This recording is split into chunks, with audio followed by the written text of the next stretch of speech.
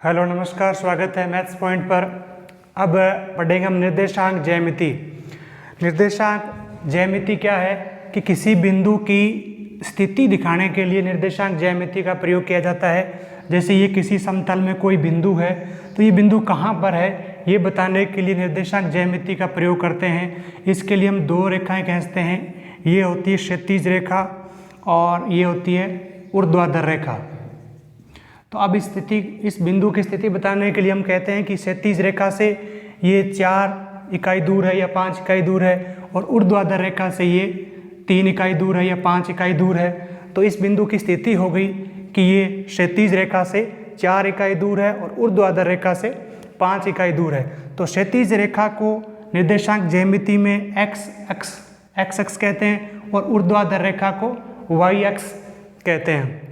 उसके बाद इस बिंदु की जो इस एक्स अक्ष से लंबवत दूरी है या क्षैतिज रेखा से लंबवत दूरी है, ये होता है इसका वाई निर्देशांक। और इस बिंदु की जो इस वाई अक्ष से लंबवत दूरी है वो होता है इसका एक्स निर्देशांक। तो किसी बिंदु की स्थिति दिखाने के लिए हम उस बिंदु का नाम लिख के ब्रैकेट में उसका एक्स निर्देशांक लिखते हैं, कॉमा लगा करके वाई का निर्देशांक लिखते हैं। एक्स का निर्देशांक का मतलब ये हो गया कि उस बिंदु की वाई अक्ष से दूरी कितनी है। जैसे ये 5 इकाई है तो 5 आ गया, फिर कॉमा लगा करके उसका वाई निर्देशांक लिखते हैं। वाई निर्देशांक का मतलब उस बिंदु की एक्स अक्ष से दूरी कितनी है, ये दूरी कितनी है, ये वाई निर्देशांक हो गया। जैसे ये हो गया यहाँ पर 4, तो इस बिंदु की स्थिति हो गई या इस बिंदु के निर्देशांक हो गए 5,4।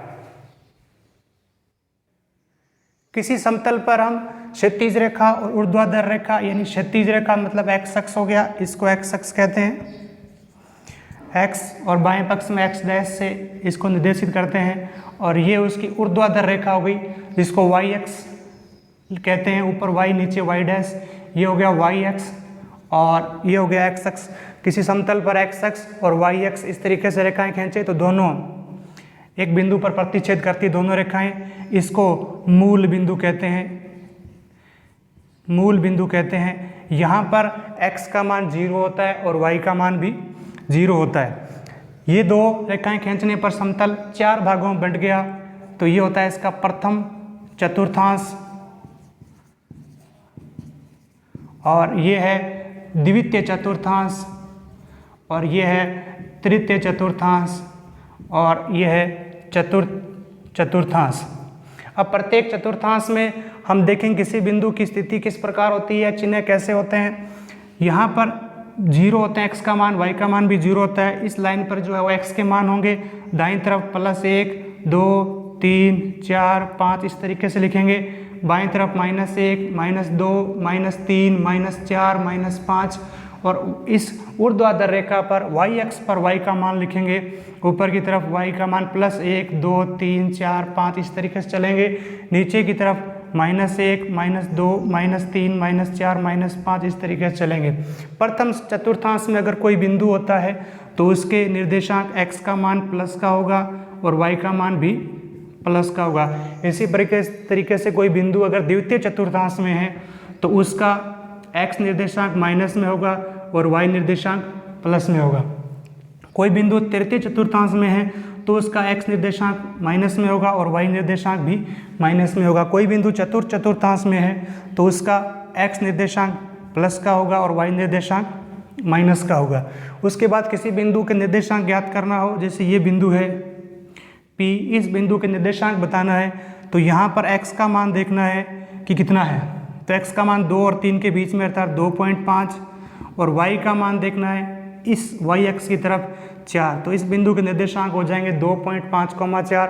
अगर कोई बिंदु यहाँ पर है तो इस बिंदु की स्थिति बतानी है, निर्देशांक बताना है, तो यहाँ पर देखेंगे x का मान -2 और इधर देखेंगे y का मान 2, तो -2,2। कोई बिंदु अगर तृतीय चतुर्थांश में है, जैसे यहाँ पर है, तो इस बिंदु के निर्देशांक क्या होंगे, तो x का मान देखेंगे x अक्ष की तरफ -4, y का मान देखेंगे y अक्ष की तरफ -1, तो इस बिंदु के निर्देशांक हो जाएंगे -4, -1। कोई बिंदु यहाँ पर है चतुर्थांश में तो इसका x निर्देशांक हो गया 4 और y निर्देशांक हो गया -3।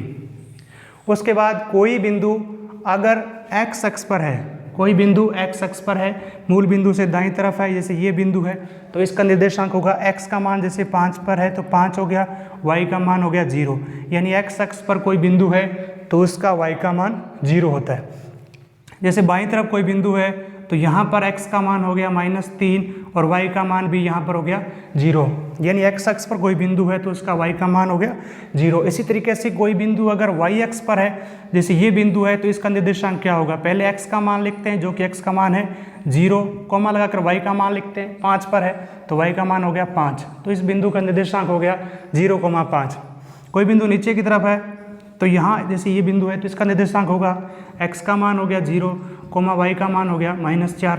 अर्थात कोई बिंदु अगर y अक्ष पर है तो उसमें x का मान 0 होता है और मूल बिंदु के निर्देशांक 0,0 होता है। यानी यहाँ पर x का मान भी 0 होता है और y का मान भी 0 होता है। उसके बाद जो किसी बिंदु के निर्देशांक होते हैं x के मान को, किसी बिंदु के निर्देशांक में x के मान को भुज कहते हैं और y के मान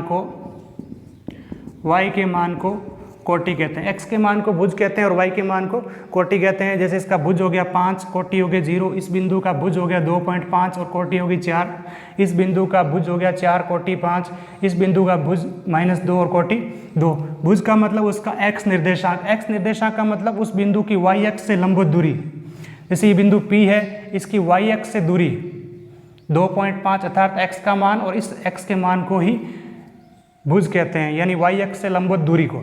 इसी तरीके से कोटि जो है वो उस बिंदु की x अक्ष से लंबवत दूरी को कोटि कहते हैं। जैसे ये बिंदु यहाँ पर है, इस बिंदु की x अक्ष से दूरी, ये x अक्ष है, इससे कितना दूर है ये 4 इकाई दूर है अर्थात y का मान 4 है, यानी कोटि 4 है। तो कोटि हो गई उस बिंदु की x अक्ष से लंबवत दूरी और भुज हो गया उस बिंदु की y अक्ष से दूरी। धन्यवाद।